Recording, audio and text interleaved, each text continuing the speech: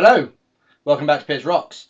Recently I picked this pair up at auction. Today I want to take a look at the 4040.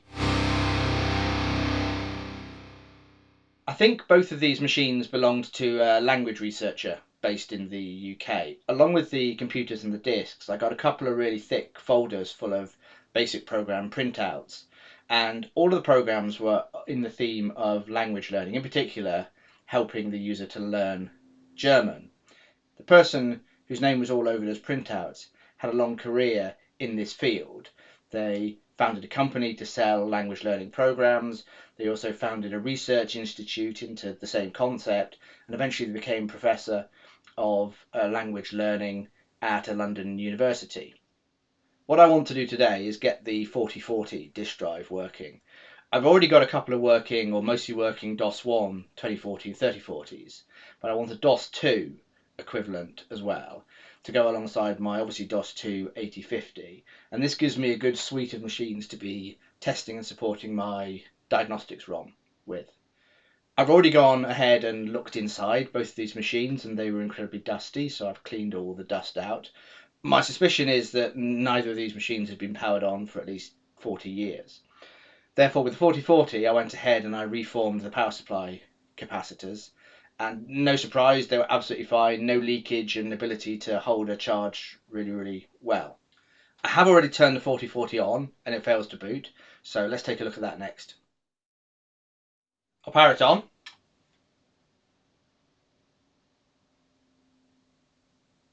And we get 5 blinks. So the service manual says that 5 blinks is a 0-page test failure for the secondary processor. So the secondary processor is this 6504 here. It's loading its ROM code from this 6530 RRIOT chip here. It's also getting its 0-page from this 6530 RRIOT chip here. I'm pretty sure we'd get the same flash code if the 6504 itself had failed to boot. So I think that failure and the 0-page test failing on this processor look the same to the primary processor, which is the one that's actually giving us the flash code. So the problem could be really 3 main things. The 6504 itself could be faulty, and it's just failing to boot and attempt to run any code. Or the ROM portion of the 6530 is faulty, and therefore the 6504 can't retrieve any code to execute. Or the RAM portion of the 6530 is faulty, and the 0-page test is actually failing. I've taken a look at the disassembly of the code that's actually installed in this 6530, and if it's running the 0-page test and failing, it just goes into a hard loop, jumping back to the same instruction again and again and again. It's my suspicion that actually it's a 6504 problem, or a problem retrieving the ROM from the 6530 rather than the 0-page test itself. It just seems a little bit unlikely that only one portion of this chip, the 0-page RAM, would fail. It might have done. We'll find out. I thought we'd take a quick look at the disassembly for the 6530 secondary processor ROM on this disk drive. So this is the disassembly of the exact version that's on my 4040. The reset vector points here into the ROM. So the first thing it does is it sets the stack pointer to 3F. The reason it sets the stack pointer to 3F, which is 63 in decimal, is because the 6530 provides all of the 0-page for the secondary processor and only has 64 bytes of RAM. So the 0-page is 64 bytes long, and the stack shadows the 0-page space. So the top of the 0-page, the top of the stack, has got to be set at 3F. We then clear decimal mode, standard thing for initializing a 6502, 6504 processor.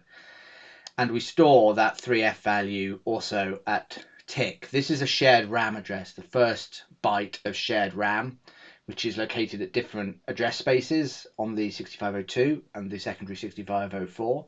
But it basically stores 3F into that, so the primary processor can read 3F and see what state this secondary processor is at. We then load the accumulator with the value 00, and we store it at this address, well, an offset of X from the address clock. In my disassembly, clock is just the first byte of 0 page. So what this is doing is it's storing a 0 at the last byte of 0 page. It's the last byte because it's using X as an offset against clock, and X is still set to 3F. So it sets the last byte of 0 page to 0.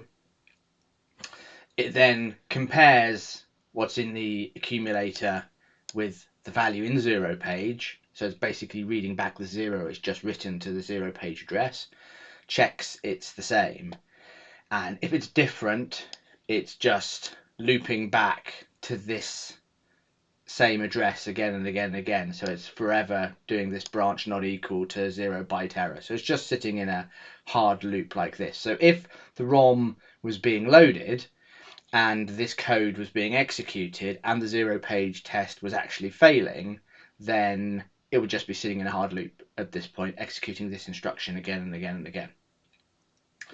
Then I'll just carry on and show you the rest of this initialization procedure. So it carries on, and it actually also stores the value 0 to this other address, or an offset of X, from jobs. And jobs is a shared RAM location. The way communication between a primary and a secondary processor works on the 2040, 3040, 4040, both DOS1 and DOS2. It's different on the 8050 and 8250. I'll cover that in a future video. But the way the communication works on these drives is essentially a shared job queue where there's, I think, 15 job slots.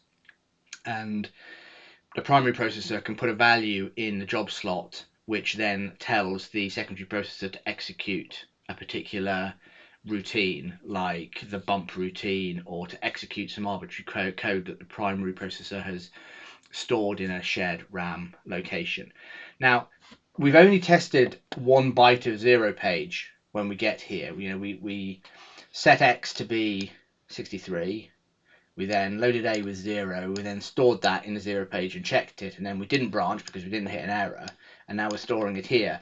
This initialization of the job queue has been interleaved with the 0 page test, presumably to save ROM space on 6530, because there's only a space for 1K of ROM on this IC.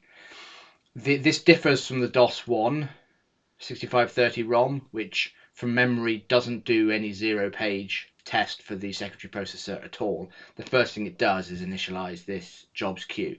So I assume this version of the ROM, they didn't want to change very much, and also they didn't have very much extra space because, as I say, 1 kilobyte of ROM is not very much. So they've interleaved the 0 page test and the job initialization step. And then X is being decremented down to, well, I'll go to 3E next, 62. And then it's branching if X is positive, so if X is still greater than or equal to 0, it will branch back up to this point and store A in the next byte of 0 page. Store A, store 0 in the next byte of 0 page, check that it's got the right value in, and also initialize the next byte of the jobs queue. And it runs through that as a quick loop, testing 0 page, initializing the jobs queue. The next thing it does, which I won't go into in a huge amount of detail, is it's initializing all of the hardware registers. So most of these memory addresses are hardware registers on either the 6530 or the VIA chip, the 6522. There's also some 0 page and shared RAM being initialized here. Then it moves into its jobs processing routine, where it just sits and loops again and again through all of the jobs location. It starts at 14 and runs down to 0. So you have jobs 0 to 14. 14 is the one it starts with, and it counts down and checks whether there's anything to do. Now, the first thing that the primary processor does when it's trying to communicate with the secondary processor, the 6504, is it loads a small amount of code into shared RAM and then tells the secondary processor to execute that code. And what that code does is causes this processor to jump to this secondary main routine, where it sits in a loop waiting for tick, which is the first byte of shared RAM, to become 0. If it's not 0, it just sits in a hard loop. If it's 0, it will come out and it will reset. It will run all of this code again. So the first thing that the 6502 does, the primary processor does, is it instructs the 6504 to sit in a loop and wait, and then when it's ready it sets tick to 0, and that causes the 6504 to essentially reset itself, perform a soft reset. The first thing I've done is I've replaced the 6504 with the 6502 in my little adapter board. So let's see if the symptoms have changed.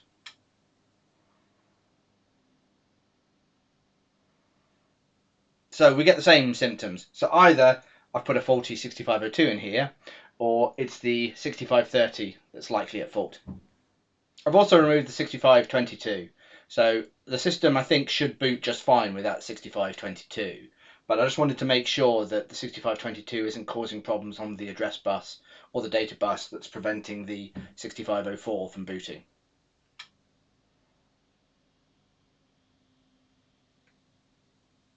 No, same problem. I've now replaced the 6530 with the replacement board that I showcased in a recent video, and I've put the correct ROM for this disk drive on that board. So let's see if it works now.